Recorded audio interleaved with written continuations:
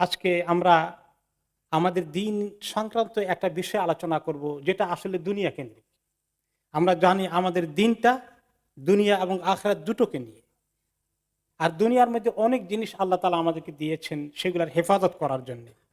যত নিয়ামত তিনি আমাদেরকে দিয়েছেন সেই নিয়ামতগুলোকে যে আমরা নষ্ট না করি, নিজের হাতে হেফাজত করি। এর মধ্যে দুনিয়াবী নিয়ামতের অন্যতম বড় একটা নিয়ামত কি হচ্ছে? স্বাস্থ্য, শরীর। শরীর এবং স্বাস্থ্য ঠিক থাকা কত বড় নিয়ামত! যখন অসুস্থ হয়ে যাই তখন বুঝি সুবহানাল্লাহ, স্বাস্থ্যটা কত বড় নিয়ামত। আর যারা অসুস্থ হয়ে বেড বাউন্ড হয়ে আছেন তাদেরকে আমরা জিজ্ঞেস করি, কি আফসোস তাদের চলছে, হায়রে এত বছর আমি বেড থেকে উঠতে পারছি না। শরীর স্বাস্থ্যের কত কষ্ট তারা অনুভব করছে। এক ভাই আমার কাছে বললেন, একটু বয়স হয়েছেন, এত বেশি না, এসে দোয়া করবেন, শুধু প্রস্রাব করতে উঠা লাগে, রাত্রেবেলা ঘুমাইতে পারি না। কতক্ষণ পরে পরে প্রস্রাব করেন? বলে 10 মিনিট পরে করা লাগে, 15 মিনিট পরেই প্রস্রাব করা লাগে। সুবহানাল্লাহ, কি কষ্ট! দেখবে এছাড়া ঘুমাবে কেমনি কম দেখি। আর ঘুমটা না যেতে পারলে কত কষ্ট হয়। আর এই যে এত বেশি প্রস্রাব কেন হচ্ছে? ডায়াবেটিস বেড়ে গেলে প্রস্রাব বাড়তে থাকে, অন্যান্য কারণ ছাড়াও। তাহলে কিভাবে আমরা এই পরিণতির দিকে যাওয়ার আগে নিজেদেরকে হেল্প করতে পারি? স্বাস্থ্য সংক্রান্ত বিষয়ে আমাদের এই নিয়ামতটাকে রক্ষা করার জন্য আল্লাহ তাআলাও কিছু গাইডলাইন দিয়েছেন কোরআনে পাকে, এবং রাসূলুল্লাহ সাল্লাল্লাহু আলাইহি সাল্লামও সুন্দর সুন্দর কিছু আমাদেরকে আদাব এবং গাইডলাইন দিয়েছেন। সবগুলো যদি আমরা জোগাড় করি কয়েক ঘন্টা লাগবে, আমরা সব পারবো না আজকে। তবে একটু চলাফেরা, বিশেষ করে খাওয়া দাওয়া সংক্রান্ত কিছু বিষয় আমরা একটু শরীয়তের আদবগুলো জানার চেষ্টা করি। 1 নম্বরে আল্লাহ তাআলা বলেছেন আমাদেরকে খুব বেশি খাইতে বলেছেন না কম খেতে বলেছেন একটু। আমরা দেখি কোরআনে কি বলেছেন, যে খাও পান করো কিন্তু খুব বেশি খেও না, খুব বেশি খাওয়ার চেষ্টা করো না, অতিরিক্ত খেও না। অতিরিক্ত খেলে ক্ষতি আছে। অতিরিক্তর মধ্যে তারা অতিরিক্ত করে যে কোনো কাজে আল্লাহ তাআলা তাদেরকে পছন্দ করেন না। দুটো নিয়ামত আল্লাহ আমাদেরকে দিয়েছেন, হাদিসে রাসূলুল্লাহ সাল্লাল্লাহু আলাইহি ওয়াসাল্লাম বলেছেন যে দুটো নিয়ামত আছে, অনেকে এই নিয়ামতগুলোর অবহেলা করে, গুরুত্ব দেয় না, ঠিক মতো ব্যবহার করে না, ঠিক মতো দেখভাল করে না। একটা হলো স্বাস্থ্য, আর একটা হলো হাতে সময় থাকা। এগুলা কদর করা, এগুলা সৎ ব্যবহার করা, সঠিক ব্যবহার করা। অনেকেই সেটা করে না, নষ্ট করে ফেলে, সময় অপচয় করে, স্বাস্থ্য নষ্ট করে দেয়। কিয়ামতের দিন একটি হাদিসে রাসূলুল্লাহ সাল্লাল্লাহু আলাইহি ওয়াসাল্লাম বললেন যে বান্দাকে 5টি প্রশ্নের উত্তর না দেওয়া পর্যন্ত তার 2টা পা লড়তে দেওয়া হবে না।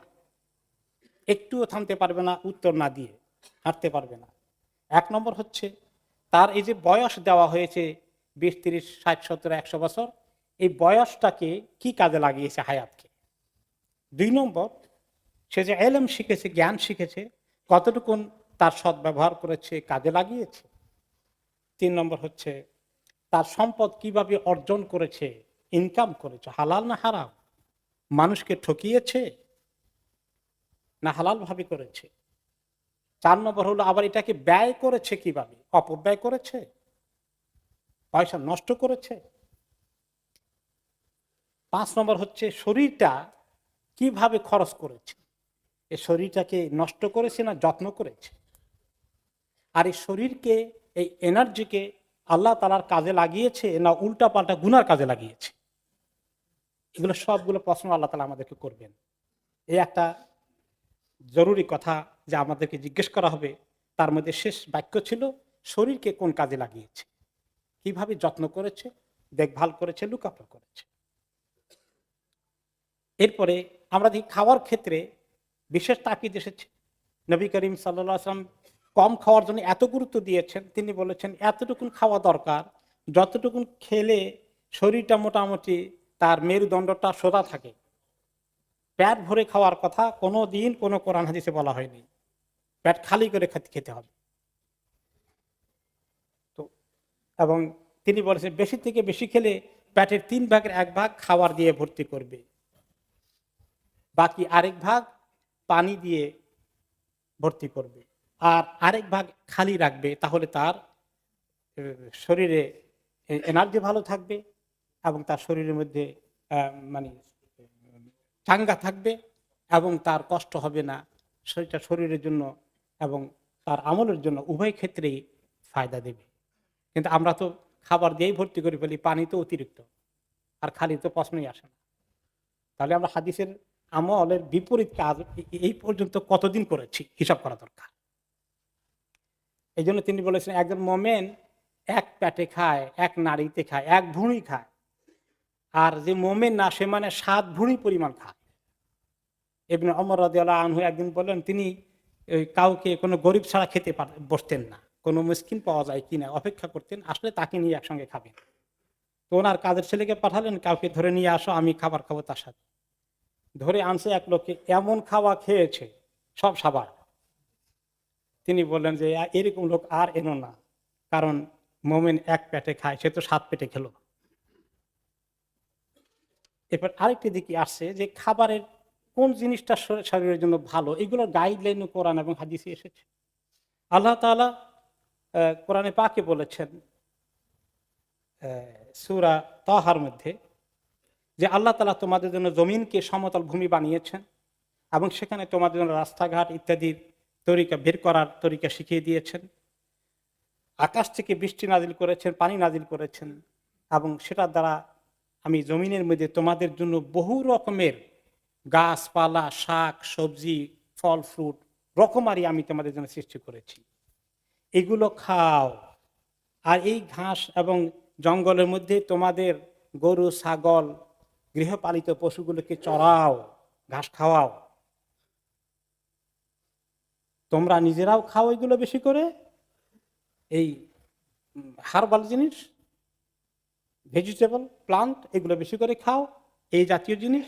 আর এখানে তোমাদের যে গরু ছাগল গৃহপালিত পশুগুলো আছে এগুলাকে তোমরা এখানে চড়াও, এগুলো খাওয়াও। এখন এখানে অনেক বড় বিজ্ঞান আছে। তাহলে খাওয়ার মধ্যে বেশি করে উৎসাহিত করলেন, মাছ গোস্ত বেশি খেতে বললেন না শাকসবজি বেশি খেতে বললেন?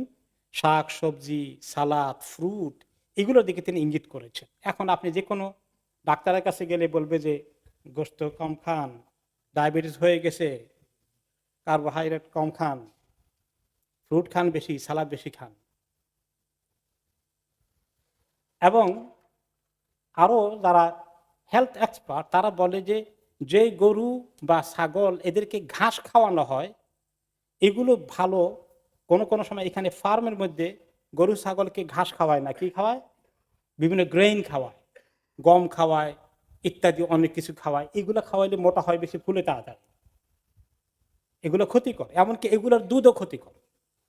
ঘাস খাওয়া গরু ছাগলের দুধ উপকার বেশি। যে মুরগি ঘুরি বেড়ায় ফ্রি রেঞ্জ, ওইটার ফায়দা। আর যেগুলো ফার্মের মধ্যে বন্ধ করে আর্টিফিশিয়াল খাবার তৈরি করে প্রসেস ফুড খাওয়ায়, এগুলোর ক্ষতি কত বেশি। প্রসেস ফুড মানুষের জন্য ক্ষতিকর। এবং আমি একটা রিসার্চ করেছি যে ক্যান্সার বেশি হয় প্রসেস মিট খাইলে বেশি। কাবাব, তারপরে সালামি এই জাতীয় জিনিসগুলো যেগুলো আছে প্রসেস মিট, এগুলো ক্ষতি বেশি। যেগুলো প্রসেস করা হয় নাই, নর্মালি করা হয়েছে, এগুলো ক্ষতি একটু কম।